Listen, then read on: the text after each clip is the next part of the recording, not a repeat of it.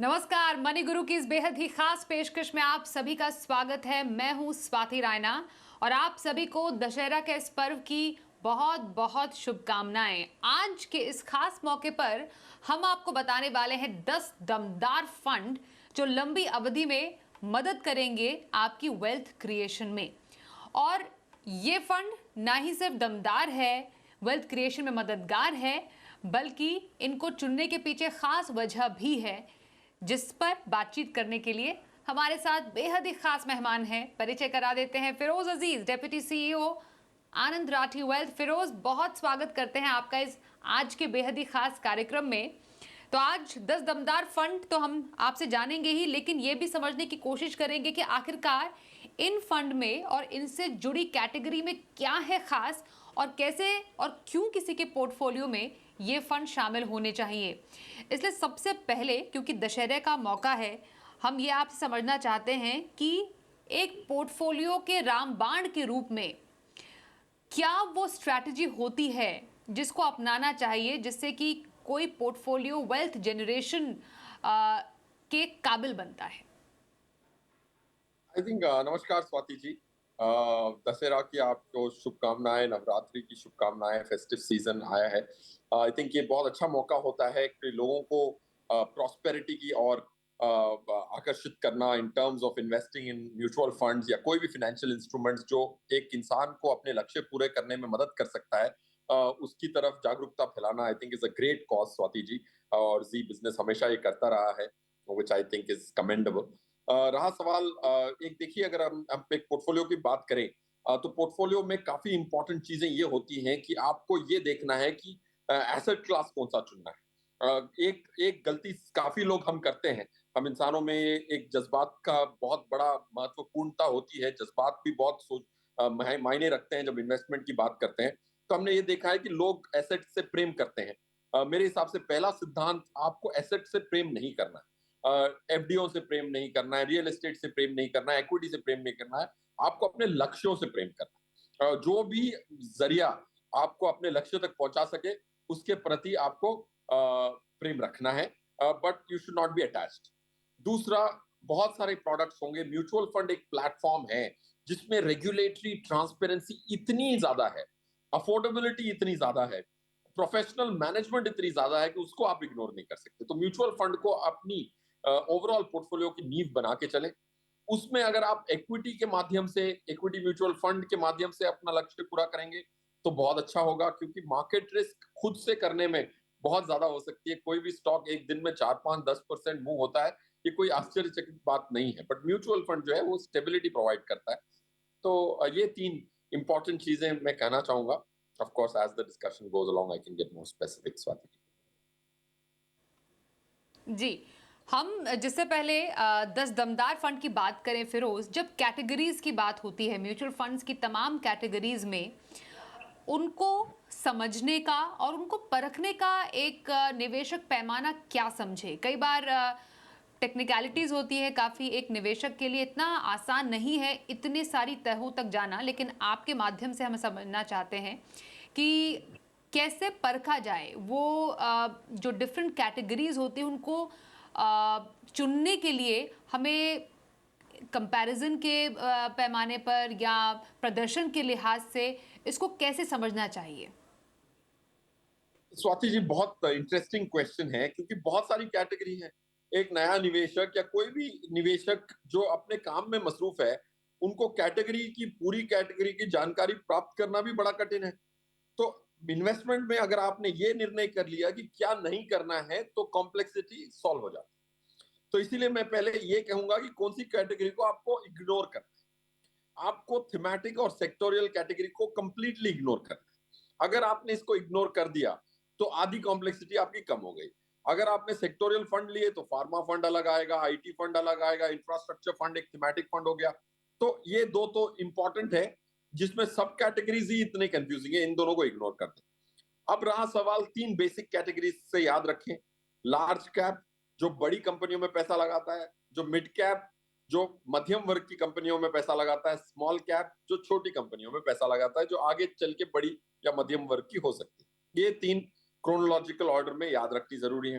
फिर उसके बाद इसकी कॉम्बिनेशन की डिफरेंट सारी 3 और स्कीमें कैटेगरी। एक है लार्ज एंड मिड कैप, जैसे ही नाम दर्शा रहा है, लार्ज और मिड कैप का मिश्रण है वो। फ्लेक्सी कैप, जिसमें कोई भी चीज फंड मैनेजर खरीद सकता है, कोई भी साइज की कंपनी, और लार्जली मल्टी कैप फंड। ये 6 कैटेगरीज इंपॉर्टेंट होती हैं।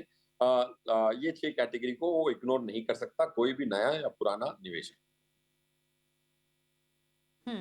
तो आपने कहा कि महत्वपूर्ण 6 कैटेगरीज हैं और उनके जरिए ही हमें एक दमदार पोर्टफोलियो बनाने की ज़रूरत है।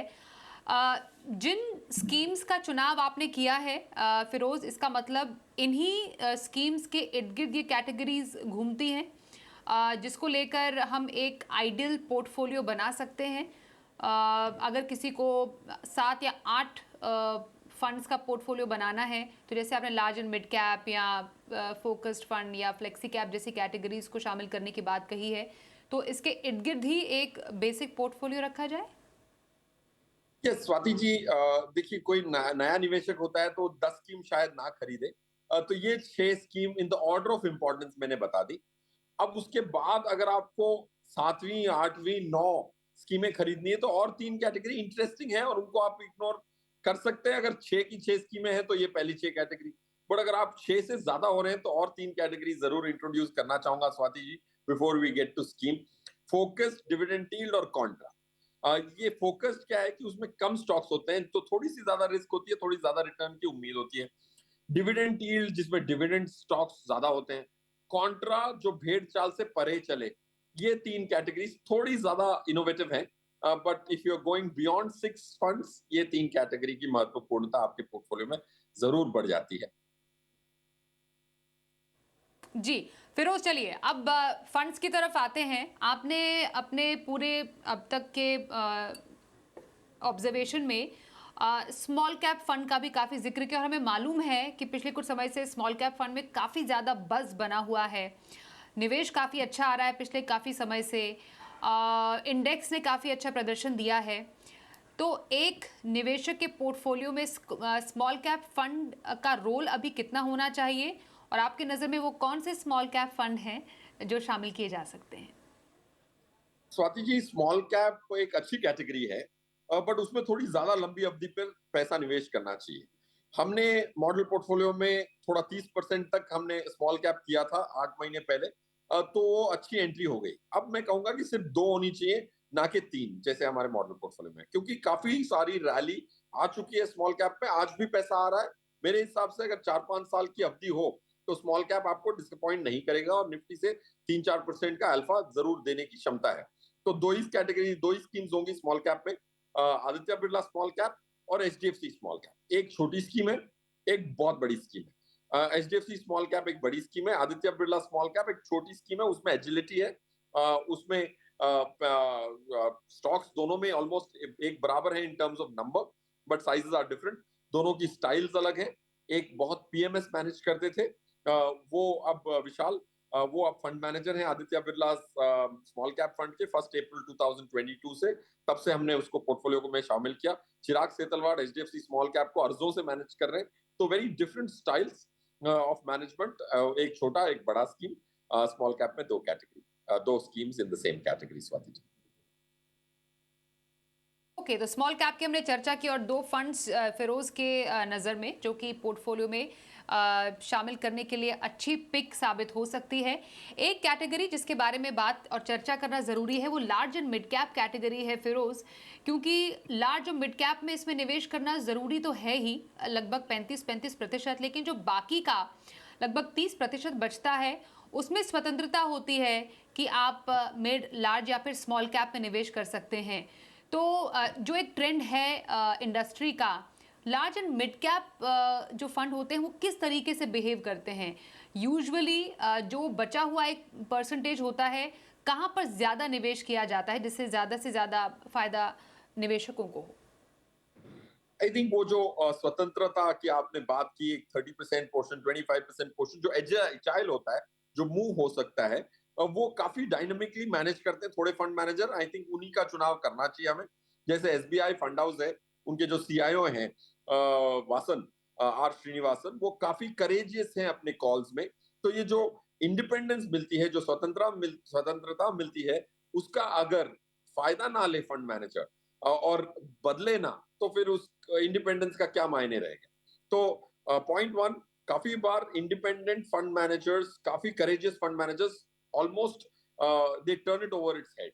तो इसीलिए SBI large and mid cap category, but ज्यादातर इन नॉर्मल कोर्स ज्यादा लार्ज कैप रहता है, और जो एजाइल पोर्शन होता है वो भी लार्ज कैप में झुका हुआ होता है।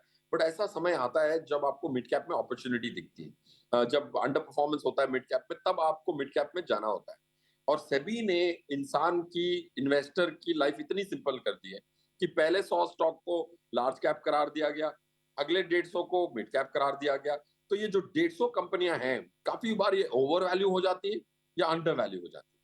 तो इसीलिए एक large and mid cap category में फंड मैनेजर काफी बदलता है, और specially SBI large and mid cap ने ये दर्शाया है कि वो हिम्मत रखता है कि अपनी कन्विक्शन पे वो पोर्टफोलियो को ड्रामेटिकली चेंज कर पाए।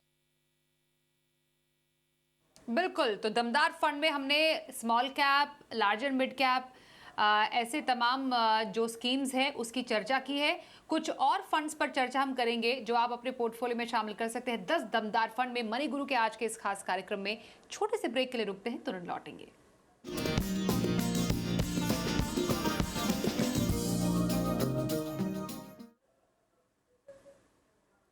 मनी गुरु का आज का एक खास कार्यक्रम 10 दमदार फंड की चर्चा कर रहे हैं आनंद राठी वेल्थ के फिरोज अजीज से। फिरोज, क्योंकि जब हम एक फ्रीडम की बात करते हैं कि एक फंड मैनेजर के पास ये मौका होता है कि अपने निवेशकों को बेहतर से बेहतर स्टॉक और अपॉर्चुनिटीज़ दें, इसमें फ्लेक्सी कैप फंड की चर्चा करना बेहद ज़रूरी हो जाता है, क्योंकि इसमें भी लार्ज, मिड और स्मॉल कैप तीनों में निवेश होता है।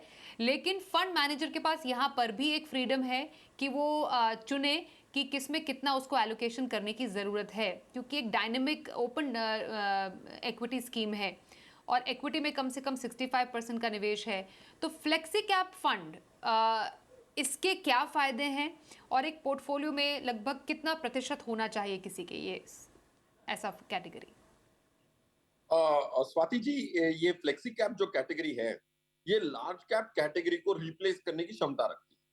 काफी बार हमने ये देखा है कि लार्ज कैप कैटेगरी की जो स्कीम्स हैं, ऑलमोस्ट 40-42 स्कीम है, वहां अल्फा जनरेशन सबसे कम रहा है, और कम से कम स्कीमों ने अल्फा जनरेट किया, और उनकी अल्फा जनरेशन की क्षमता जो थी वो भी अमाउंट में भी कम थी। तो फ्लेक्सी कैप में ऑलमोस्ट 70-80% लार्ज कैप में एक्सपोजर था। तो इसीलिए वो अल्फा जनरेट करने के लिए एक लार्ज कैप हैवी पोर्टफोलियो जरूर बन सकता है। और हम इसीलिए आपने देखा होगा कि साल 2 साल पहले, 1.5 साल पहले रेगुलेटर ने एक दूसरी कैटेगरी लाई, जिसको मल्टी कैप कहते हैं। उसमें थोड़ी ज्यादा स्ट्रिंजेंट रूल्स थी कि 25-25% तो डालना ही था। तो flexi cap category is always gonna be large cap heavy. तो आप इसको थोड़ा ज्यादा स्टेबल लार्ज कैप रिप्लेसमेंट जरूर मान सकते हैं। एंड स्पेशली जो स्कीम हम चुनने वाले हैं इस कैटेगरी में, एचडीएफसी फ्लेक्सी कैप, ये लार्ज कैप हैवी जरूर है। ये आपने काफ़ी इंपॉर्टेंट बात की, क्योंकि पिछले कुछ महीनों से हम देख रहे हैं कि लार्ज कैप फंड जो है उससे निवेश निकल रहा है। अब ऐसे में अगर फ्लेक्सी कैप कैटेगरी उसको रिप्लेस करने की क्षमता रखती है तो ये अपने आप में काफ़ी दिलचस्प ट्रेंड है जिसका जिक्र अभी फिरोज ने किया है। अब एक ऐसे स्कीम की बात करते हैं जो ऐसे फंड्स में, शेयरों में निवेश करते हैं, ऐसी कंपनियों में निवेश करती है जहां पर डिविडेंड देती हैं। तो ऐसे फंड जो डिविडेंड यील्ड फंड है उनका क्या फ़ायदा होता है और टाइमिंग क्या हो ऐसे किसी फंड में निवेश करने का, डिविडेंड यील्ड फंड की बात करें तो फिरोज? स्वाति जी, हमारी जो कैपिटल मार्केट है, जो स्टॉक मार्केट है, इंडिया में जो नंबर ऑफ लिस्टेड स्टॉक्स हैं वो दुनिया में सबसे अधिक इंडिया में ही है। तो बहुत डाइवर्स किस्म के स्टॉक्स होते हैं। पीएसयू कंपनीज ज्यादातर ज्यादा डिविडेंड्स देती हैं। उसमें से गवर्नमेंट को काफी डिविडेंड जाता है क्योंकि मेजर शेयर होल्डर गवर्नमेंट होता है। तो वो जो पीएसयू कंपनीज हैं उनकी शायद वैल्यूएशन इतनी ऊपर कभी नहीं जाती थी, बट उनके डिविडेंड्स बहुत हेफ्टी होते थे। ऐसे भी स्टॉक्स हैं जिनके 4-5-6% की डिविडेंड है। ऑलमोस्ट जो बॉन्ड्स खरीदते हैं उतने की तो डिविडेंड देते थे। तो इसीलिए काफी सारे डिविडेंड यील्ड फंड्स जो हैं उसमें काफी लोगों ने पैसा लगाया ताकि वो under valued high dividend yield stocks खरीद सके। तो इनमें हमने देखा है कि इनमें रिस्क थोड़ी घटती है, कैश फ्लो ज्यादा आ सकता है। अगर ये पोर्टफोलियो को में शामिल हो तो ये काफी कॉम्प्लीमेंट्री स्कीम होती है। ये ज्यादातर वैल्यू स्कीम्स होती हैं। अगर हम वैल्यू के हिसाब से मेजर करके देखें तो dividend yield stocks are generally value stocks. Growth stocks जो होते हैं, जो बहुत तेजी से बढ़ते हैं, उसमें डिविडेंड यील्ड ना के बराबर आती है, 1% की आती है। तो ये एक complementary part of the portfolio हो जाएगा। इसीलिए डिविडेंड यील्ड कैटेगरी एक इंपॉर्टेंट कैटेगरी है, स्पेशली लास्ट 2-3 साल से हमारे मॉडल पोर्टफोलियो में है, क्योंकि वैल्यू एज अ प्रिंसिपल बहुत अच्छा परफॉर्म किया है, स्पेशली आफ्टर कोविड। तो उस कैटेगरी में आईसीआईसीआई डिविडेंड यील्ड फंड या इक्विटी फंड बहुत अच्छा स्कीम है हमारे हिसाब से, which can give us good dividend at a portfolio level and also bring in stability to the portfolio. जब डाइवर्सिफाइड स्कीम्स की बात होती है, एक फ्लेक्सी कैप या फिर एक मल्टी कैप फंड की तरह, जो फोकस्ड कैटेगरी है, फिरोज, क्या है इस कैटेगरी की खासियत? क्योंकि बेस्ट क्वालिटी अधिकतम 30 शेयरों में इस फंड में निवेश किया जाता है, फंड का निवेश ऐसे स्टॉक्स में होता है, पर कैसे निवेशकों के लिए फोकस्ड कैटेगरी के फंड सही बैठते हैं? स्वाति जी, मेरे हिसाब से हर पोर्टफोलियो में जिसमें 5-6 से ज्यादा स्कीम्स हैं, उसमें फोकस कैटेगरी का एक मायने जरूर है। आपने और हमने सब दर्शकों ने भी सुना होगा, एक पोर्टफोलियो मैनेजमेंट सर्विस होती है पीएमएस, जो एचएनआई अपने पैसे पीएमएस में लगाते हैं, क्योंकि मिनिमम टिकट साइज 50 लाख की होती है उसमें। तो उसमें भी कम स्टॉक्स होते हैं, हाई कन्विक्शन आइडियाज होती हैं पीएमएस में। तो काफी सारे ऑलमोस्ट 400 पीएमएस फंड मैनेजर्स हैं देश भर में, जो लाखों करोड़ मैनेज करते हैं। बट उसमें एक रिटेल निवेशक पैसे नहीं लगा सकता, क्योंकि 50 लाख रुपए एक स्कीम में डालने के पैसे इंडिया के ज्यादातर इन्वेस्टर्स के पास नहीं होते। तो ये फोकस्ड कैटेगरी एक म्यूचुअल फंड के माध्यम से एक पीएमएस का रिटेल निवेशक के लिए बहुत अच्छा आंसर है। और क्या होता है कि फोकस में जब 25-30 स्टॉक होते हैं, तो एक meaningful high conviction fund manager को जिस कंपनियों में सबसे ज्यादा विश्वास है, उसी को वो फोकस्ड फंड कैटेगरी में शामिल करता है। क्योंकि काफी सारे डाइवर्सिफाइड स्कीम्स में 60, 70, 80 स्टॉक्स भी होते हैं। स्मॉल कैप में तो 150 स्टॉक का भी पोर्टफोलियो होता है। तो उसमें हाई कन्विक्शन आइडियाज नहीं होती, काफी सारी आइडियाज होती है। So this high conviction an answer to PMS for a retail investor. इसमें सही बैठता है आपकी नजर में? इसमें आप अगर फोकस्ड कैटेगरी की बात करें तो ICICI Pru focused equity fund हमारे हिसाब से एक अच्छा फंड है, जिसमें हाई कन्विक्शन आइडियाज है। एंड इनके जो सीआईओ हैं शंकरन नरेन, वो भी इसको ओवरसी करते हैं। इसमें ऑफ कोर्स एक फंड मैनेजर चेंज हुआ था, but I think Shankaran Naren has been a constant in ICICI for long periods of time. दो कैटेगरीज में की मैं एक साथ बात करूंगी, दोनों के आप रिकमेंडेशंस भी फिरोज बताइएगा, एक मिड कैप और एक मल्टी कैप। ये दो ऐसे कैटेगरीज है जिसका आपने भी शुरुआत में जिक्र किया, एक पोर्टफोलियो में रहने ही चाहिए। दोनों की अपनी अपनी खासियत क्या? क्योंकि मल्टी कैप जैसे डाइवर्सिफाइड है, मिड कैप में पिछले कुछ टाइम से हमने अच्छी रैली दी है, तो दोनों ही कैटेगरीज एक पोर्टफोलियो में कहाँ पर स्टैंड करते हैं? क्विकली अगर मैं बताऊं तो मिड कैप कैटेगरी एक इंपॉर्टेंट कैटेगरी है, क्योंकि इसकी जो यूनिवर्स ऑफ इन्वेस्टिंग है 80%, 150 स्टॉक्स है, 100 से लेके 250 तक। एक इंपॉर्टेंट कैटेगरी इसीलिए कहूंगा कि ये जो 150 स्टॉक्स हैं, ये बहुत इंपॉर्टेंट हैं, इसीलिए क्योंकि इसमें से काफी सारे लार्ज कैप बनने वाले हैं अगले 8-10 सालों में। और जो निफ्टी कंपनीज भी इसमें से निकलेंगी 10 साल बाद की निफ्टी कंपनीज में, शायद इन 150 में से 5-10 निफ्टी कंपनियां यहां से आए। तो मिड कैप एक फ्यूचर इन्वेस्टिंग जरूर होगा। इसमें कोटक इमर्जिंग इक्विटीज मैं रेकमेंड करूंगा, पंकज टिब्रीवाल जी का फंड है। उनकी बॉटम अप स्टॉक पिकिंग काबिलियत जो है, उन्होंने साल दर साल उन्होंने दर्शाई है। और इसमें थोड़ा अंडर परफॉर्मेंस आया है बेंचमार्क के अगेंस्ट, क्योंकि मिड कैप कैटेगरी काफी रनअप की है। तो ऐसे रनअप में थोड़ा फंड मैनेजर लैकलस्टर परफॉर्मेंस आता है, but I think that will turn around. और मल्टी कैप कैटेगरी में कोटक मल्टी कैप और quant active multi cap, quant active fund, जो भी एक दो मल्टी कैप स्कीम्स हैं। मल्टी कैप में 25% लार्ज, 25 मिड और 25 स्मॉल में रखना अनिवार्य है फंड मैनेजर के लिए। और जो बाकी 25 बनता है, उसमें एक फंड मैनेजर डिस्क्रिप्शन होता है। दोनों एक कैटेगरी, सेम कैटेगरी के हैं। क्वांट एक्टिव जो फंड है, उसकी जो टारगेट एनएवी जो हम कैलकुलेट करते हैं, उसके जो अंदर के स्टॉक्स हैं, उसकी हर स्टॉक की हम टारगेट प्राइस देख के उसकी टारगेट एनएवी कंप्यूट करते हैं, उसकी जो पोटेंशियल है वो काफी ज्यादा है। और क्वांट एक प्रिंसिपली संदीप टंडन जो उनके ओनर भी हैं, सीआईओ भी हैं, तो उन्होंने बहुत क्विकली अपने स्टॉक्स को तब्दील करने का बहुत अच्छा एट्रीब्यूट दिखाया है। उसकी वजह से परफॉर्मेंस क्वांट का हमेशा शानदार रहा है। आई थिंक वो बाय डिजाइन आउट परफॉर्म कर रहे हैं, तो सालों तक चलेगा, ये मेरा मानना है। और एक आखिरी मैं कैटेगरी आपसे क्विकली उस पर एक राय लेना चाहती हूँ, कॉन्ट्रा। मतलब जो मार्केट ट्रेंड के बिल्कुल एक विरुद्ध स्ट्रैटेजी रखता है, इसका फायदा अभी किसी के पोर्टफोलियो में कैसा रहेगा? एसबीआई कॉन्ट्रा, देखिए हमेशा एक फंड तो ऐसा होना चाहिए जो थोड़ा लोगों से परे चले, ताकि एक कॉन्ट्रेरियन, जो कॉन्ट्रेरियन मतलब भेड़ चाल से दूर, वैसा एक फंड जरूर होना चाहिए। दिनेश फंड मैनेजर है, एसबीआई कॉन्ट्रा हमारे पोर्टफोलियो में लास्ट 1.25 साल से है। काफी अल्फा जनरेट किया है इसने निफ्टी के अगेंस्ट। आई थिंक ये ट्रेंड कंटिन्यू होगा। इसकी अगर आप 3 ईयर की परफॉर्मेंस देखेंगे तो एक काफी स्टुपेंडस परफॉर्मेंस रही है। और दिनेश जो फंड मैनेजर हैं, ये छोटा स्कीम था, अब काफी कलेक्शन भी हुई है। But I think SBI Contra is one of the best Contra schemes, जो एक पोर्टफोलियो में शामिल होकर 4-5 साल तक एक कॉन्ट्रा स्कीम एक पोर्टफोलियो में रहने की जो क्षमता है, ये सिर्फ एसबीआई कॉन्ट्रा में है, क्योंकि it stands the test of time. Swati ji,